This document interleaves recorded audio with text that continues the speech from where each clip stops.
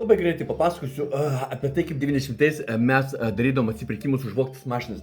Schema buvo tokia, draugams su tikrais vagim, kurie vogdavo mašinas, ir jie pavogdė geresnę mašiną, tarkim, dažniausiai jie žinodavo iš ko ir ką vagė ir turėjo prie tų žmonių kontaktų prieigą. Tai kai jie jau tikrai jau žinodavo, kad turi pirkėją mašinai, kad mašinas negrąžins savininkui, jie tiesiog mums parduodavo už simbolinę kainą telefono numerį ir informaciją apie mašiną.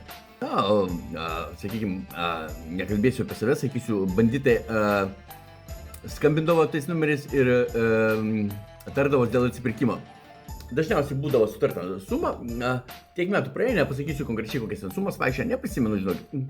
Bet viskas vyko taip, tu susidari su žmogu susitiks, ten visi bijodavo kreiptis į tą miliciją ir jisai, tai sakysiu, policija, man atrodo, ir jisai atvažiuodavo į strėlkę, susitikimą, atveždavo pinigus ir viskas, ten jaunesnis šokdavo į mašiną, paimdavo iš jo pinigus ir sakydavo, mašiną atrasi ten tokio ir tokio vietą ir viskas, taip ir baigdavo.